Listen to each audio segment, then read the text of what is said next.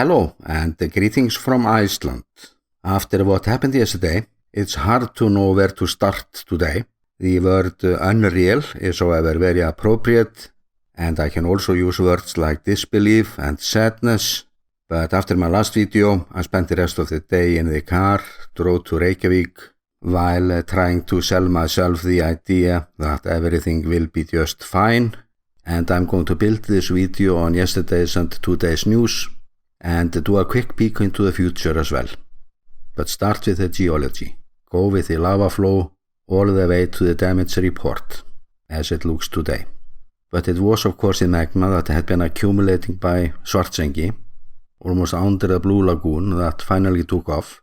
It widened the magma dike under the town that was formed on November 10th, and it widened it by over a meter, which is a whole lot. The first damage report was electricity. Lots of the infrastructure was already hanging by the thread, although it had been fixed for the most part since the November 10th event. And this additional deformation means more fractures in the ground, so it's going to take a long time to rebuild some kind of sense of security there. It was a big shock that the eruption came up further south than we expected, or almost under the lava barrier that was still under construction. And when the second fissure opened up, while I was editing yesterday, it was then when we almost lost all hope. This was the first house to go, and that family lives in the capital region now, since their old house was destroyed on November 10th. And now this house is gone too. So this residential area is new, and it's absurd to see the construction cranes and the construction material lying around, waiting for the carpenters to come to change it into a house, but that will most likely not be the case. So this is Grindavik today. However, there might be some good news. The second fissure is no longer pouring out lava. We lost 3 houses and the lava wall stopped by the 4th one.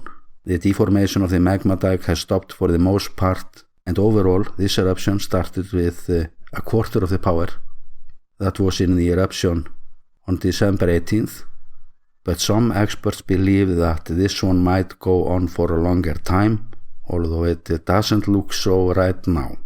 And that is the question that our experts were getting: when will Mother Nature call this off? And it's impossible to say. This could be over today, but this could go on for months. The lava barriers held for the most part, and here are some of our heroes closing a gap on the highway into the town, and the lava has been accumulating by the barrier that has been extended to the west to protect that part of the town, where we have a district with houses that were actually built for the people that fled the eruption in the Westman Islands 50 years ago. And it is bad news that the lava has flowed over the main road to Grindavik, and it was there where we lost both the hot and cold water pipelines. And most Icelandic houses are heated with hot water, and when those pipelines freeze full of water, we are talking about enormous damage, or the complete hot water grid. So it is a priority now to get the hot water going again, but let's say that our luck changes and the eruption stops soon. It is not enough. We can fix the houses, we can even fix the house foundations, but we can't fix the ground under the foundation. Ground that is still on the move and extremely dangerous, because we don't know what is under there, cavities and such. And I was listening to an interview yesterday with a resident, and I think it explained well the general state of mind of the townspeople. Or when she was talking about a loss, to lose a house, that could be replaced. But to lose a community, and in this case a rather strong community, is like seeing a family splitting up. That is the worst part for many of the people there. So this woman, she hoped that someday people could return, but she was also realistic, knowing that it might not be the case. And if it would be the case, they might have to wait for a long time, and not just for the ground to settle, but for this volcanic rifting episode to come to an end. The last such episode that took place in Iceland went on for 9 years, and 9 eruptions. And this episode now in Grindavik is just a part of a larger event that still hasn't unfolded fully and might even involve the capital.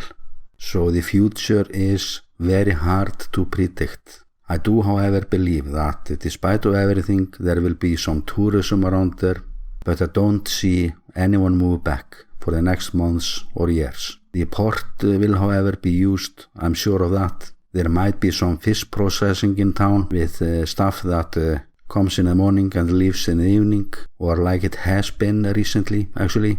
But it's hard to say and perhaps too soon to speculate. I just know now that we went through enormous shock. The residents of Grindavik have been offered support to deal with the shock. It's very hard to deal with this for many of them. They have lost their community, at least for a while, and I know there will be gatherings in churches in Reykjavik today, and overall I feel and see a lot of support coming their way now. All houses in Grindavik are insured against natural disasters, but having to leave their home undamaged makes things more complicated. The houses that burned down yesterday will just be paid out, case closed, but for the others this is not as simple, or this unprecedented situation we face now. And then we have this housing shortage crisis in Iceland that has actually been a burden for all of us for years now. So there is increased pressure on the government now to deliver solutions. And although the Westman Islands event in 1973 was a difficult task and costly, this event we are facing now is for many reasons way harder. In the Westman Islands the people could just move back within a few months and start to rebuild, and I wish that it would be the case here, but it isn't. This community as such might be lost forever at this location at least, and that is what makes this so hard for us. Or will we be able to rebuild the town, and will it be sensible? So there are many questions coming up, and I will do my best to cover this, and I'm looking for ways to get more footage, but the access to the town is very limited even for the media, and the few media companies that can get there have to share their footage. But I do, however, have other filming tasks to do, like with the thermal drone and the road that has been warming up from increased geothermal activity by the volcano Hengill. So it's plenty for me to do here in the south between my updates that I will try to do every day now. And with that I'm sending you best regards from the volcano island Iceland.